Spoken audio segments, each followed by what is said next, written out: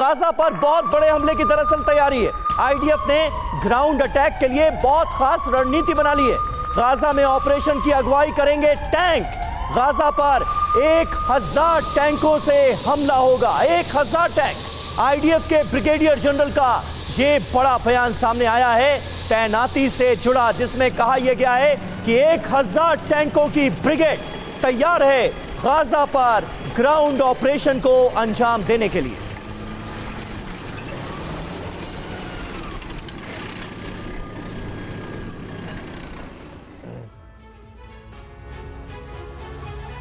और गाजा पर ground attack की तैयारी को लेकर, टैंकों को लेकर इजराइल की कैसी तैयारी है वो आपको बताते हैं, और रूस से इजराइल से क्या सबक सीखा है जो आपको दिखाने जा रहे हैं। देखिए, गाजा पर 1000 टैंकों से हमला किया गया है और गाजा पर अटैक को लेकर इजराइल का जो बड़ा प्लान है वो भी सामने आ गया है। आईडीएफ के ब्रिगेडियर जनरल हिशाम का यह बयान है कि गाजा में टैंक से जमीनी अभियान की अगुवाई पैदल सेना के लिए, टैंक के लिए रास्ता बनाया जाएगा। गाजा के खिलाफ टैंकों का काफिला उतारा जाएगा जमीन पर और गाजा में करीब 1000 टैंकों को उतारने का फैसला कर लिया गया है। अभियान के लिए संपूर्ण बख्तरबंद कोर को भी तैनात कर लिया गया है। समीर, बिल्कुल, और रूस से भी यहां पर सबक लिया गया है। कैसे, ये जरा समझिए।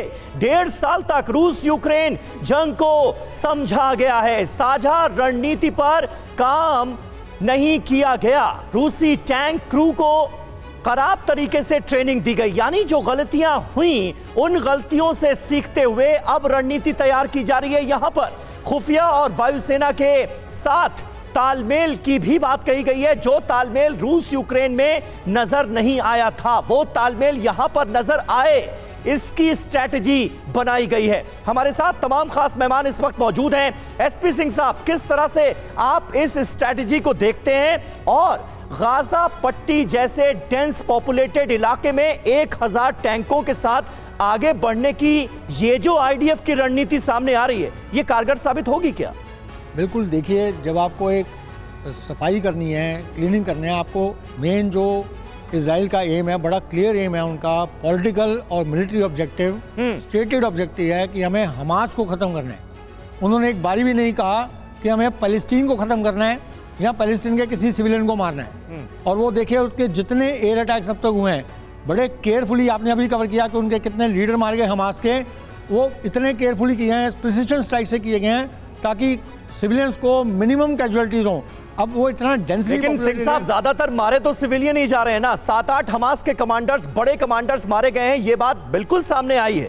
लेकिन हम देख रहे हैं बड़ी संख्या में जो रिहायशी इमारतें हैं, यहां तक कि हॉस्पिटल, स्कूल्स, सारी इमारतें जमींदोज हो रही है वहां पर। तो आप ये बताइए कि अगर वो जाके इनके उसी पैलेस्टीनियन सिविल पॉपुलेशन के साथ बीच में जाके मिक्स होके वहाँ छुप के बैठते हैं, तो उनको कैसे निकालेंगे आप? कैसे मारेंगे? या तो सिविल पॉपुलेशन उनको खुद बाहर निकाले या फिर कोई और तरीका अपनाया जाए। कैसे निकालेंगे? और वो हमास के टेररिस्ट जिन्होंने इजराइल के निहत्थों को, बच्चों को, औरतों के साथ इतना बारबेरिक जो आज तक विश्व में शायद कभी नहीं हुआ। बिल्कुल सर, और सिर्फ इजराइल ही नहीं बल्कि हमास ने भी हमला करने से पहले ये नहीं सोचा कि उसकी धरती पर रहने वाले सिविलियंस का क्या होगा अगर इस तरह का एक्शन वो लेते हैं।